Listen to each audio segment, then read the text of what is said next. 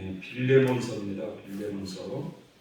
제가 가지고 있는 성경은 신약성경 351페이지에 있습니다. 신약성경 351페이지 빌레몬서 1절부터 끝까지 25절까지 한 장으로 되어 있으니까 한번 다 같이 읽어보도록 하겠습니다. 351페이지 빌레몬서 1장 다 같이 한번 제가 한 절 여러분들이 한 절 읽어보도록 하겠습니다.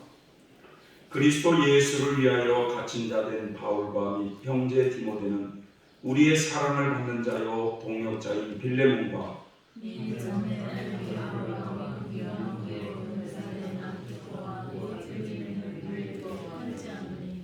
하나님 우리 아버지와 주 예수 그리스도로 쫓아 은혜와 평강이 너희에게 있을지어다.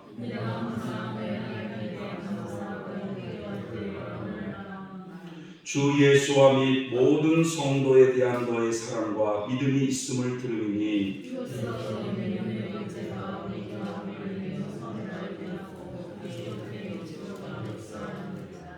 형제여 성도들의 마음이 너로 말미암아 평안함을 얻었으니 내가 너의 사랑으로 많은 기쁨과 위로를 얻었노라.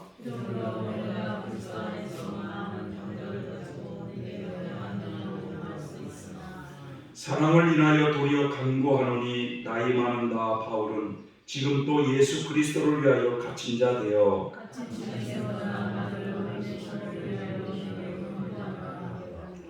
저가 전에는 너에게 무익하였으나 이제는 나와 너에게 유익함으로 저를 내게 머물러 두어 내 복음을 위하여 갇힌 중에서 너 대신 나를 섬기게 하고자 하나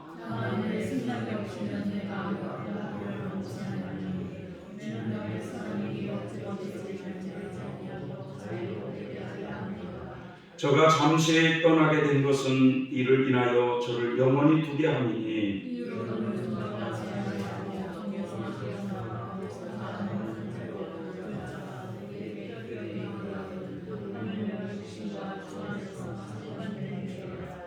그러므로 내가 나를 동무로 알진대 저를 영접하기를 내게 하듯 하고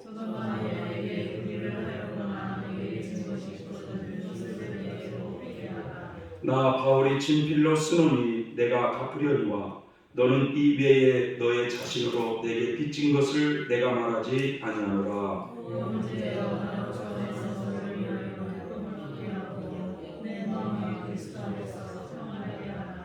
내가 너에게 순종함을 확신함으로 너에게 썼노니 네가 나의 말보다 더 행할 줄을 아노라.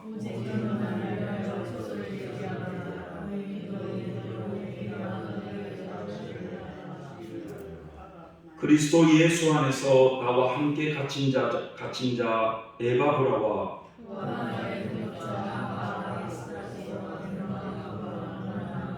다 같이요. 우리 주 예수 그리스도의 은혜가 너희 심령과 함께 할지어다. 아멘.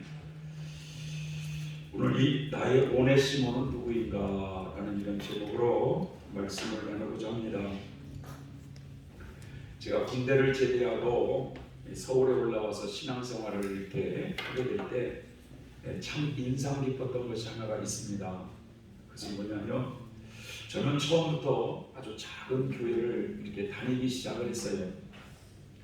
근데 처음에 한 10여 명 성도님들이 모여서 예배를 드렸어요. 그런데 우리가 그 광명시 그쪽에서 광명시라고 있거든요. 경기도 광명시. 그쪽에서 이제 그 조그마한 개척교회에서 이렇게 교회를 다녔는데 저는 서울 서대문에서 그 광명시까지 이렇게 차를 타고 다녔습니다. 1시간이 넘게 차를 타고 이렇게 가야 되는데 아주 조그마한 개척교회. 근데 그 개척교회 안에는 저기 교대에서 오시는 분도 있고 이렇게 또 그 교회 주변에서 오시는 분도 있는데 이렇게 약 10여 명의 성도님들이 모여서 예배를 드렸는데 그런데 예배를 꼭 마치면 말이죠.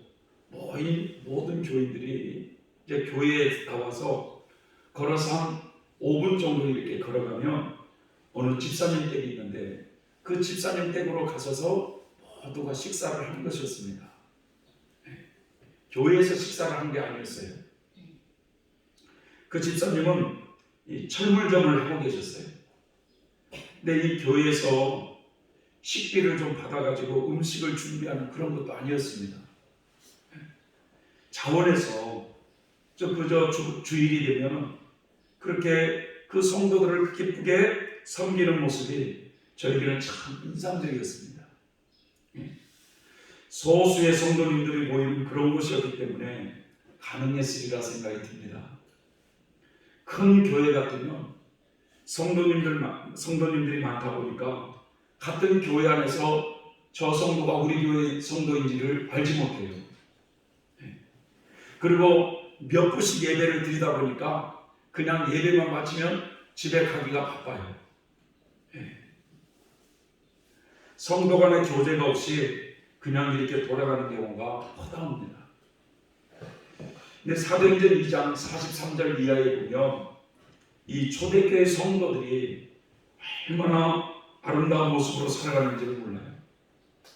서로 나누며 살아가는 모습이 나옵니다.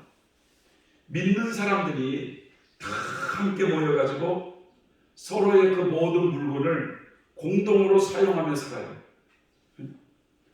자신들의 재산과 모든 소유물을 팔아가지고 필요한 성도들에게 나누어주면서 날마다 한 마음으로 성전에 모여서 하나님을 찬양하고 집집마다 돌아가면서 함께 기쁘고 순전한 마음으로 식사를 나누었다고 이렇게 소개하고 있습니다.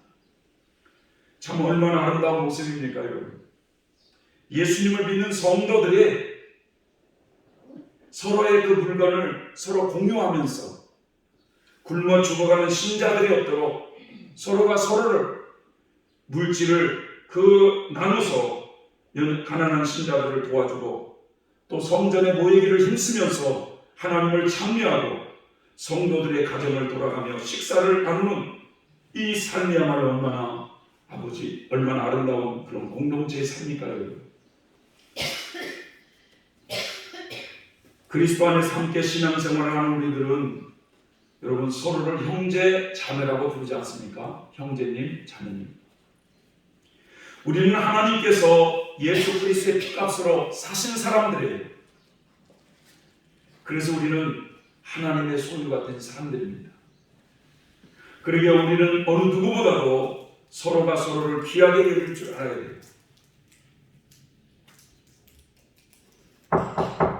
여기 좀 쳐보세요. 고개를 숙이지 마시고 여기를 좀 보시죠.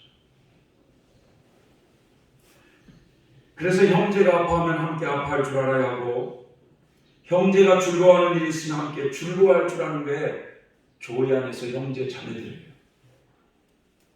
사실 어찌 보면 믿지 않는 가족이나 친척보다도 더 우리가 힘쓰고 돌봐야 될 것들이 교회 안에 있는 형제 자매들을 더 귀하게 여길 줄 알아야 하는 것입니다. 마가복음 3장에 보면 어느 날 예수님의 그 어머니와 그 친척이 성전에서 회당에서 말씀을 전하고 있는 그 예수님을 만나기 위해서 찾아와요. 그래서 어떤 한 사람이 예수님께 선생님, 당신의 어머니가 지금 밖에서 기다리고 있습니다 라고 말할 때 예수님은 뭐라고 말씀합니까? 누가 나의 어머니고 형제 자매들이냐? 보라, 하나님의 말씀을 지켜 행하는 자가 형제여 자매여 어머니니라 라고 말씀하세요. 사실 이 혈육의 우리가 이 땅에서 살았을 때뿐만이 이게 가능한 거지 천국에 가서는 그런 것이 다 끊어집니다. 그런 게 없어요. 그런 육적인 애정이 없어요.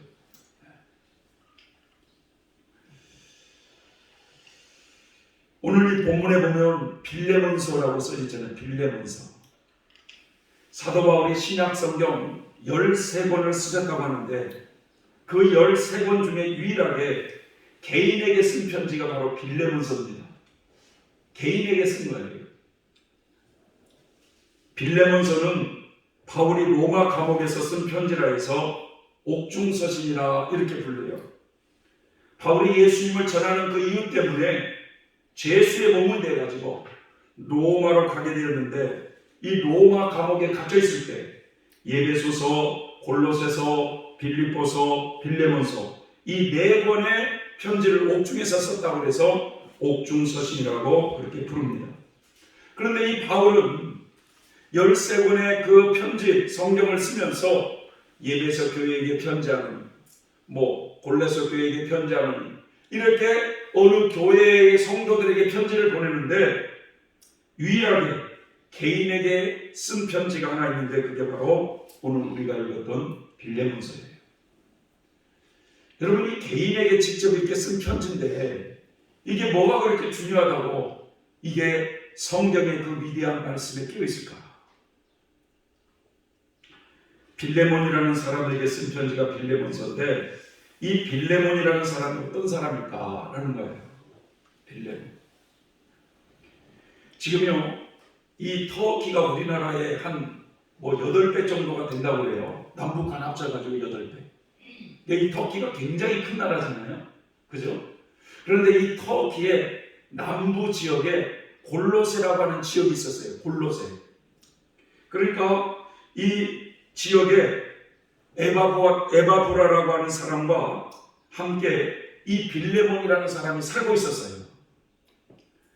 그런데 이 에바브라라고 하는 사람과 빌레몬이 사도 바울이 저 예배소의 그 두란노 서원에서 성경을 가르치고 있다는 이 말씀을 듣고 소식을 듣고 바울을 찾아가서 성경 말씀을 배웠던 사람이 빌레몬입니다.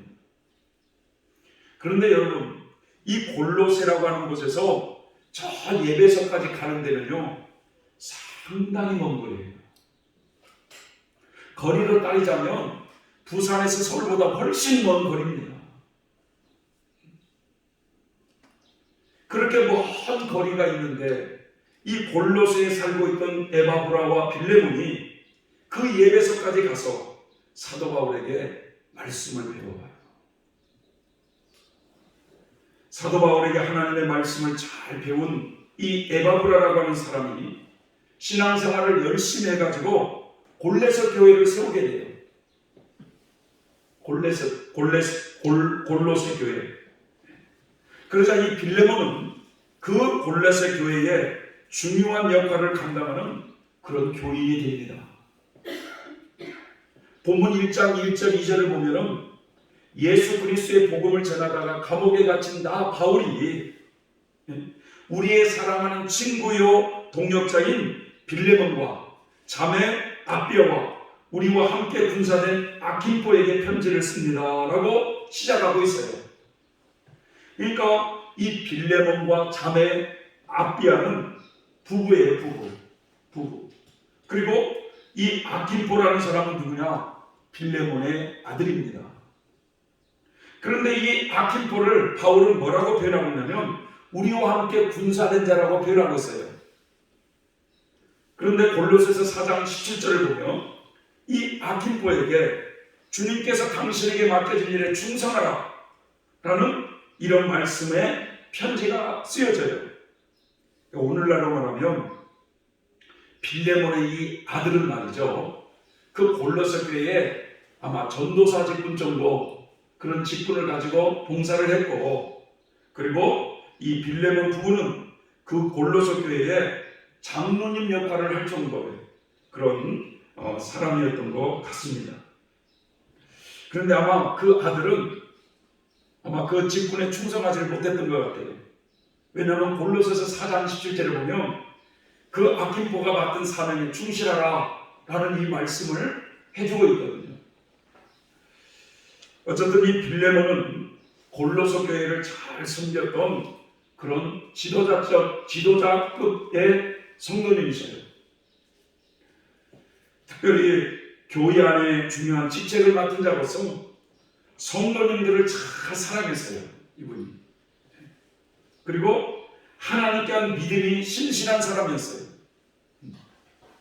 이 골로새 교회를 섬기면서 하나님께 대한 믿음이 신실하면서 여러 성도들을 섬기는 것에 그런 소문이 자자했던 거예요. 사도 바울은 과거에 그 빌레몬이라는 사람이 하나님의 말씀을 사모하여서 그렇게 먼 곳까지 와서 말씀을 배우더니 이제는 그 사람이 골로새 교회의 장로가 되어서 믿음이 든든하게 서서 그 성도님들을 사랑으로 잘 섬긴다는 이 소식을 들었을 때 그 바울은 큰 기쁨이 아닐 수가 없어요. 그런데 이 빌레몬서는 한 장으로 딱 되어 있는데 3번이나 반복해서 바울이 강조하는 말이 있습니다. 그것은 그대에게 내가 한 가지 부탁을 드리고자 합니다. 나이 먹은 나 바울이 부탁한 것이니 들어주십시오 하면서 이 부탁을 들어주시길 바랍니다 라고 3번이나 강조를 해요. 그러니까 여기서 우리는 빌레몬서를 기록한 목적이 분명히 들어있다는 걸 우리는 알 수가 있어요. 바울은 빌레몬에게 부탁하고 있는 것이 뭘까요? 바울이 좀 나에게 돈 좀 붙여달라고 부탁할까요?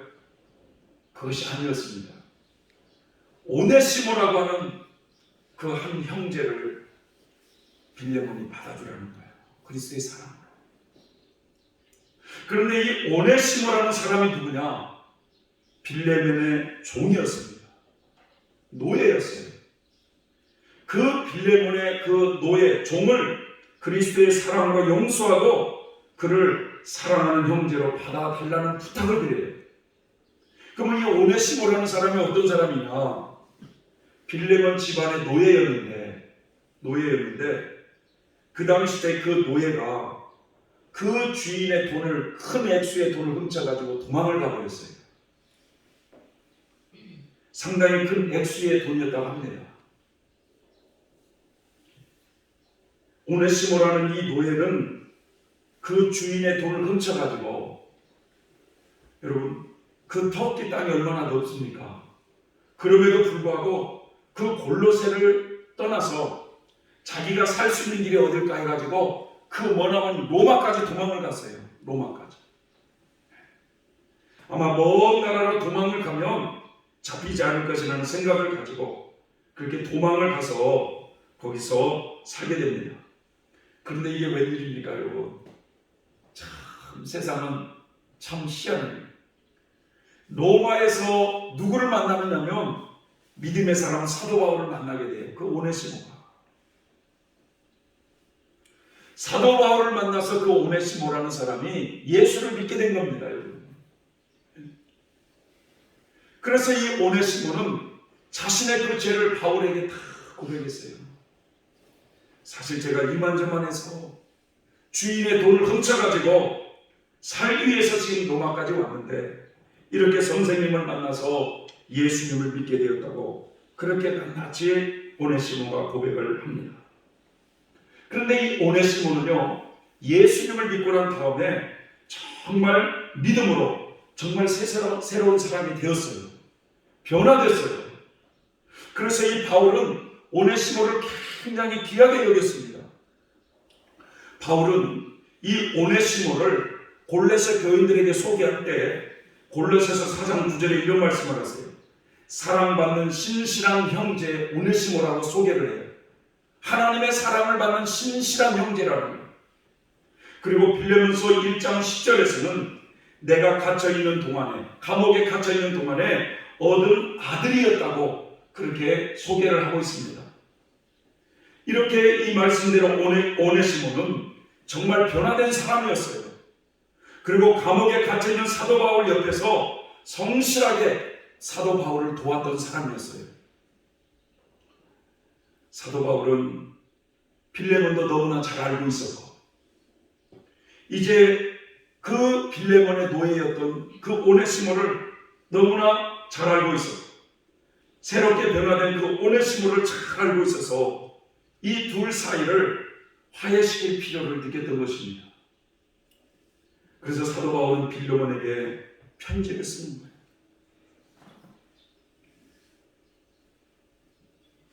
빌레몬 형제여, 나이 많은 나 바울이 당신에게 부탁을 합니다. 오네시모가 과거에는 당신에게 무익한 사람이었지만 지금은 아주 변화되어 신실한 그리스도인이 되었으니 내가 이제 그 형제를 보낼 테니 그를 받아주시오. 종이 아니라 그보다 훨씬 귀한 그리스도 안에서 형제로 받아달라고 3번씩이나 부탁하는 것이 이 빌레몬서예요.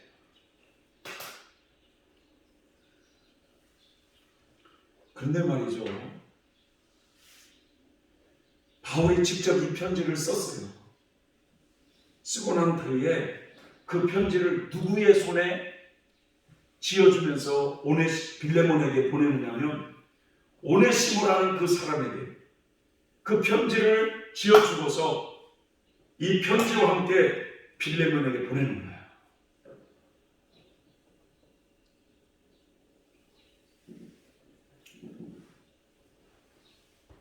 여러분, 인간적으로 생각하면 오네시모가 주인에게 가고 싶을까요? 안 가고 싶을까요? 선생님, 제가 선생님이 시키는 대로 여기서 하나님을 잘 섬겼더니 제발 주인에게 돌아가라는 말만은 하지 마십시오. 아마 여러분, 사람인지라 제가 주인의 얼굴을 어떻게 볼 수 있겠습니까? 라고 이렇게 고백하지 않겠습니까, 여러분? 그런데 이 오네시모는요, 자기를 부인하고 순종하는 모습이 참 아름다워요. 그 편지를 들고 주인한테 갔어요. 여러분 같으면 어떻게 되겠어요? 야, 이 개 XX야, 너 같은 놈은 죽어야 된다 하면서 아마 사도 바울이 쓴 편지를 팍 찢어버리고 당장 돈 내놓으라고, 여러분 그러지 않겠어요? 이 편지를 받은 빌레몬은 바울의 뜻을 이해하게 되었어요. 그래서 이 오네시모를 정말 그리스도의 사랑으로 용서하게 됩니다. 그리고 이제는 종이 아니라 그리스도 안에서 진정한 형제로 그걸 받아주게 되었고, 오네시모를 노예의 신분에서 자유의 몸이 되게 해줘요. 그래서 오네시모는 훗날에 예배석 교회의 성직자가 되었다고 합니다. 사랑하는 성도 여러분, 우리 그리스도인들은 이렇게 살아야 될 줄 믿습니다. 다시 한번 묻습니다. 우리 그리스도인들은 이렇게 살아야 될 줄 믿습니다. 누군가 나에게 손해를 크게 끼친다 할지라도 하나님이 나 같은 죄인을 용서하신 것을 생각하면 나 역시 남을 너그러이 용서할 줄 아는 사람이 되어야 된다는 거예요.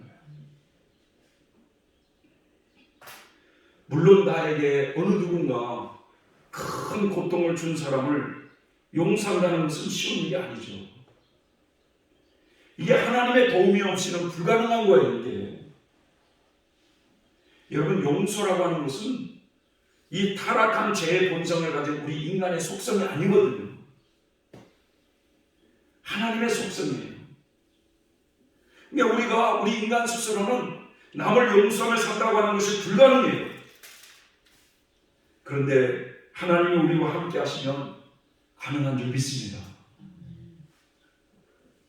창세기에 보면 요셉에 대한 이야기가 나와요. 요셉에게는 14명의 형들이 있었어요. 그런데 하나같이 배가 다른 형들이에요. 그런데 이 형들은 늘 불만이 뭐냐면 아버지가 이 요셉을 편애하게 사랑한다는 거예요. 물론 형들도 사랑하겠지만 그 유독 아버지가 그렇게 요셉을 사랑하는 거예요. 여기에 불만을 피운 형제들은 요셉을 미워하기 시작합니다. 그 미움이 극에 달하니까 요셉을 죽이려고 살인까지 범해요.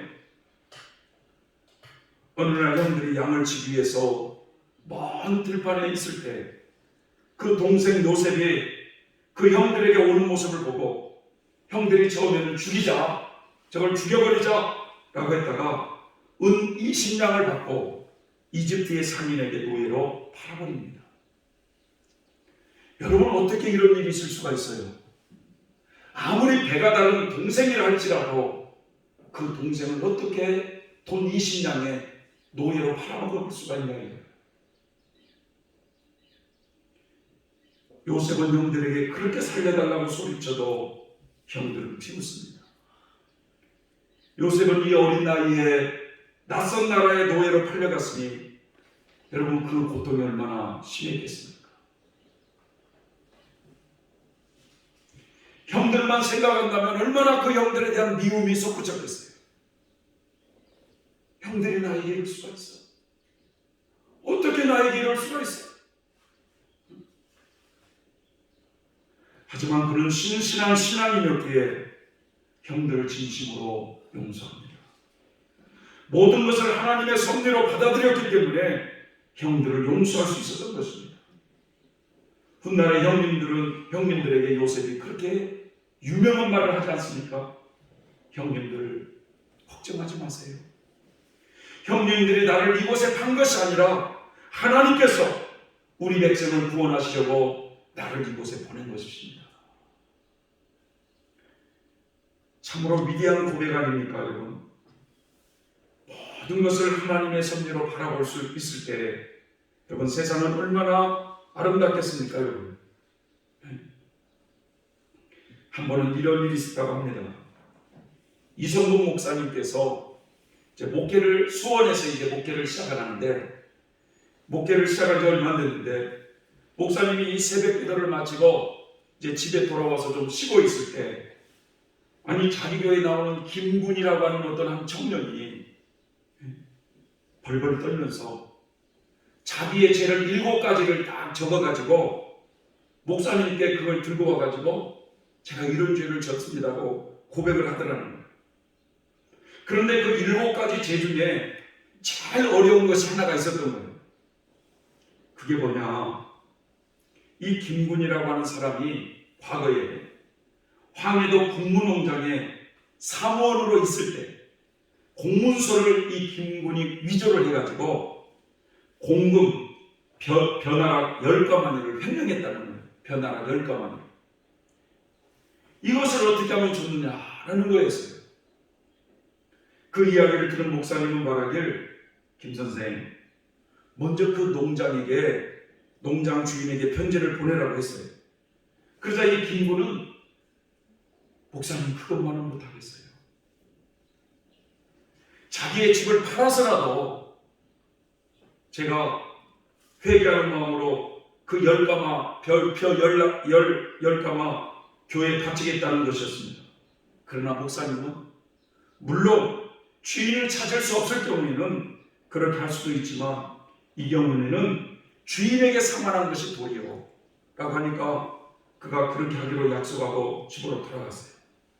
그런데 이 김군이 말이죠 돌아가서 몇 번씩이나 편지를 쓰고 그걸 붙이려고 했다가 붙이려고 했다가 붙이지 못하고 그렇게 그 큰 고통과 번민 속에 사로잡혀서 내 목사님이 찾아가서 기도를 해줬어요. 그러니까 이분이 용기를 얻어가지고 그 편지를 보내고 그 농장 주인이 당장 갚으라고 하면 갚을 생각을 하고 기다리고 있었어요. 그런데 며칠 후에 좋은 소식이 왔어요. 김군이 너무 기뻐가지고 자기의 그 이야기를 교회 성도들에게 다 고백을 한 거예요. 그 편지가 왔는데 그 편지 내용에 이런 내용이 적혀 있더라는 거예요.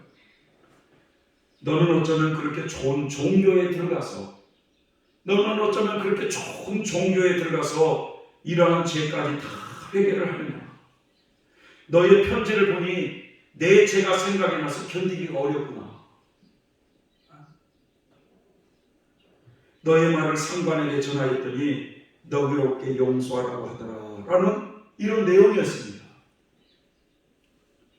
아니 자신의 과거의 죄를 회개하면서 용서를 빌 때 우리 하나님은 토좋은 축복으로 역사를 하더라는 거예요. 그래서 이 청년이 훗날에는 국회의원도 됩니다. 국회의원도 돼요. 이 김군이라는 청년도 회개를 하고 용서를 필요한다는 것은 알지만 몇 번이고 그 편지를 썼다가 또 포기하고 그랬는데 차라리 집을 팔아서라도 교회에 바치자고 싶었는데 그것은 교회에 바칠 것이 아니라 그 농장 주인에게 진심으로 용서를 빌어야 되는 문제였기 때문에 용기를 내어가지고 편지를 써 사실대로 고백하고 처분을 바랬는데 하나님은 더 좋은 축복으로 이끄시는 모습을 볼 수가 있습니다. 오네시모 역시 그리스도 안에서 새 사람으로 변화되어 그냥 바울 곁에 있고 싶었지만 바울은 빌레몬의 노예였기 때문에 그를 돌려보낼 때, 그것도 그 바울의 편지와 함께 그를 돌려보낼 때 자기를 부인한 것이 없었다면 어떻게 그곳에 갈 수가 있었겠습니까? 웬만한 사람 같으면 그것을 부인하기보다는 아마 바울의 편지를 가지고 어디로 도망가 버렸을 거예요. 하지만 이 오네시모는 자기를 부인하고 주인이 어떻게 나오든 주인의 처분을 하나님께 맡기고 빌레몬에게 갔을 때 하나님은 빌레몬의 마음을 움직이신 거예요. 우리 모두는 여러분 예수 그리스도를 통해서 죄사함을 받은 사람들로서 그리스도 안에서 믿음의 형제 자매가 된 줄 믿습니다. 그렇다면 교회 안에서 우리는 서로가 서로를 너무나 귀하게 여겨줄 줄 알아야 된다는 거예요. 믿습니까? 어느 성도가 며칠 동안 몇 개월 동안 교회 한번 나와도 안 나와도 전화를 해본 적이 없어. 여러분 그것은 사랑이 아니에요. 그건 정말 사랑이 아닙니다. 내 안에 정말 예수님의 사랑이 있는가? 나만 믿으면 된다. 이것은요 사랑이 아니에요.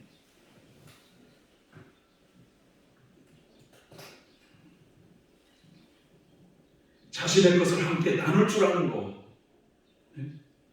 형제가 고통을 받고 있을 때 그 고통을 함께 질 줄 아는 이런 사람을 여러분 하나님이 축복하지 않겠습니까, 여러분?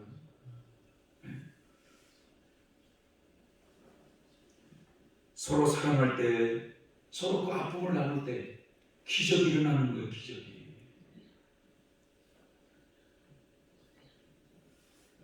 태어난 지 며칠 안 된 이 쌍둥이가 있었다고 합니다. 그런데 이 같은 쌍둥이로 태어났는데도 한 아기가 이 심장에 큰 결함을 가지고 있었으므로 이 의사들은 말이죠, 이 한 아이가 곧 죽게 될 것이라고 생각을 한 거예요. 그런데 이 약한 아기가 죽기 직전에 이르렀는데 이 한 간호사가 말이죠, 이 두 아이를 하나의 인큐베이터에 넣자라는 제안을 했어요. 원래 이 두 아이를 한 인큐베이터에 넣지는 않는다고 그래요. 그래서 그 얘기를 듣고 의사가 고민하다가 이 두 아이를 나란히 그 인큐베이터에 눕혔는데 얼마 후에 말이죠, 이 건강한 아이가 팔을 뻗어가지고 그 아픈 동생을 감싸 안고 있는 그 모습이 보이더라는 거예요. 그런데 이상하게도 이 동생의 심장이 안정을 되찾고 혈압이 정상으로 돌아와요. 그래서 두 아이는 정상으로 자랐다고 합니다. 어느 신문기사가 이 소식을 듣고 기자가 와서 서로 포옹하는 그 사진을 찍고 말이죠, 생명을 구하는 포옹이라는 제목을 붙였다는 거예요. 이 사랑의 힘이 얼마나 큰지, 죽어가는 생명도 살리는 능력이 있더라는 거예요, 능력이. 우리는 하나님께 대한 믿음이 있노라 하면서 성도 간의 사랑을 나눌 줄 모른다면 어찌 여러분 그 믿음이 온전할 수가 있겠습니까?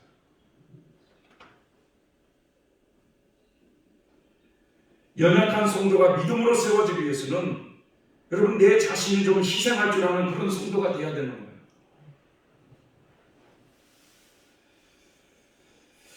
어제 말이죠, 참 애매한 성도가 한 분 오셨어요. 그 엄마가 아들을 데리고 왔는데 이 아들의 배가 여인들이 그 임신을 앞두고 배가 부른 것보다 더 불러 있어요. 배가 터지기 직전이에요. 눌러도 이게 들어가지 않아요. 단단해가지고. 다리는 완전히 그냥 아니 돌처럼 그냥 굳어가지고 부어있고. 4년 전에 이 젊은 청년이 소변에 피가 나오기 시작하면서, 그래서 이게 점점점 악화되면서 이게 좀 불치병 같은 그런 암이라고 해요. 암이라고. 그래가지고 그 사람을 이렇게 휠체어에 그 청년을 이렇게 모셔가지고 저 부엌에 가서 하는데도 여럿이 그걸 다 들어야 되는 거예요. 도와줘야 돼요. 우리 전사님들이 식사를 이렇게 대접하는데 참 얼마나 말랐으면 말이죠. 얼굴은 뺀 상태에서 배는 그냥 터지기 직전으로 불러있고 다리는 땡땡 부어있고. 그 엄마가 잠을 못 자고 그 아이를 풀어주기 위해서 계속 마사지를 하면서 그렇게 살아가는데, 이 청년이 말이죠, 어제 처음으로 그 부모를 용서하기 시작했다고 해요. 그 부모에 대한 쌓인 게 많이 있었나 봐요. 현재 그래서 식사하고 우리 김경덕 목사님이 안타까워가지고 자신이 먹는 그 약을 좀 한 박스를 또 드려서 이거 좀 밥 못 먹을 때 이걸 잡수라고 그렇게 드리는데, 저는 이제 가실 줄 알았는데 이 청년이 좀 도와달라는 거예요. 어떻게 도와줘요? 참 성경의 말씀처럼 제가 어제 그 빌립보 빗자루 수사라고 하는 그 빗자루 수사라는 그 영화를 이렇게 봤는데, 어느 주교가 이렇게 병이 들어가지고 죽어가는데 그 빗자루 수사가 검둥이에요, 검둥이. 그러니까 그 수도원에서는 검둥이 흑인을 수도사로 받아본 적이 없는, 그런데 그냥 정식 수도사가 아니라 청소나 하는 빗자루 수사예요. 쉽게 말하면 빗자루 수도원에. 그런데 그 수사가 간절히 기도를 하는데 주교가 나와요. 주교가 나와요. 그런데 많은 사람들은 이렇게 기도를 해주며 살리는데 자기 어머니가 이렇게 위급해가지고 그냥 이렇게 좀 살고 싶은 이런 마음인데 어머니한테 딱 이러는 거예요. 어머니는 하나님 품에 안길 겁니다 하면서 그 아들 앞에서 돌아가세요. 저녁에 안타까운 마음으로 저희들이 이렇게 모여가지고 그 부모와 같이 모여서 막 기도를 하고 이렇게 좀 살려달라고 기도를 하는데, 우리 눈에 보이게끔 좀 배가 좀 쏙 들어가면 얼마나 좋겠어요. 그런 치유의 기적이 바로 나타나면 얼마나 좋겠어요. 어쨌든 기도를 받고 이 형제님이 5일이나 6일 정도에 한 번씩 이걸 빼야 된대요. 뭐 물을 빼야 된대. 이 배가 너무 부를 때. 그러니까 여기서 지금 6일째 됐는데 배가 터지기 직전이어가지고 그 저녁에 그 엄마가 그 아이를 또 차에다 싣고 안양으로 병원으로 간다고 이렇게 가셨어요. 가셨어요. 근데 이렇게 여기 오니까 좀 저녁이 되니까 춥고 그래가지고 누가 저에게 저 잠바를 하나 사준 게 있는데 그 잠바를 입고 갔어요. 저도 한두 번밖에 안 입었는데.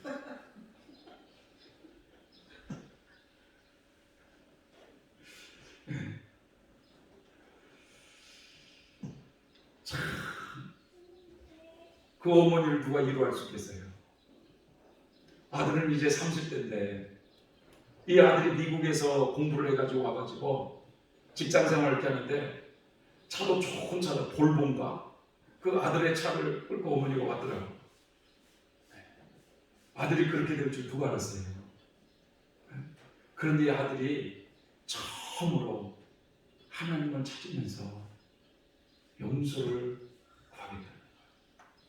그래서 용서를 좀 어떻게 구하면 좋겠냐고 저한테 그러길래 어렵게 생각하지 마시고 형제님, 형제님이 이렇게 몸이 너무 힘들고 그럴 때 엄마가 이렇게 아들을 위해서 주물러 주면 그냥 어머니한테 죄송해요 어머니, 나 때문에 이렇게 잠도 못 주시고 잠 못 주무시고 너무 죄송하다 그렇게 말을 하라고.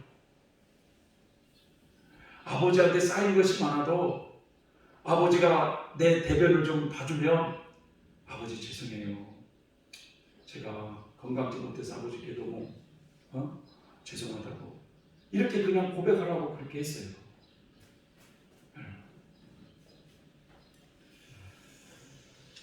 오늘 여러분 바울이 3번씩이나 빌레몬 형제여 저의 부탁을 꼭 들어주시오 3번씩이나 반복하며 부탁할 때 빌레몬은요 정말 기꺼이 바울의 말씀에 순종을 합니다. 자신에게 그렇게 큰 손해를 끼치고 도망친 그 오네시모를 이제는 노예가 아니라 그리스도의 형제로 받아주고 심지어는 그를 자유의 몸이 되게 하셔서 훗날에 이 오네시모가 예배소 교회의 선직자가 될 수 있도록 그렇게 이끌어요. 주인의 돈을 훔치고 도망간 노예를 여러분 그리스도의 사랑으로 받아줄 때 훗날에 위대한 성직자가 태어났습니다. 여러분 이런 빌레몬의 가정을 하나님은 축복하지 않겠습니까? 여러분 하나님의 축복이 그냥 거저 임하겠습니까? 그렇다면 여러분 우리에게 있어서도 내가 용서하고 받아줘야 될 나의 오네시모는 누구입니까? 여러분? 내가 용서하고 품어야 될 나의 오네시모는 여러분 누굽니까? 그게 가족일 수 있고 성도일 수 있어요. 그러나 여러분 우리는 하나님의 사랑을 맛보고 하나님의 용서를 맛본 자로서 우리가 그런 분들을 그리스도의 사랑으로 용서하고 진정으로 사랑으로 품을 때 하나님의 기적은 일어날 줄 믿습니다. 이런 은혜가 있기를 바랍니다. 기도하겠습니다. 고마우신 하나님 감사를 드립니다.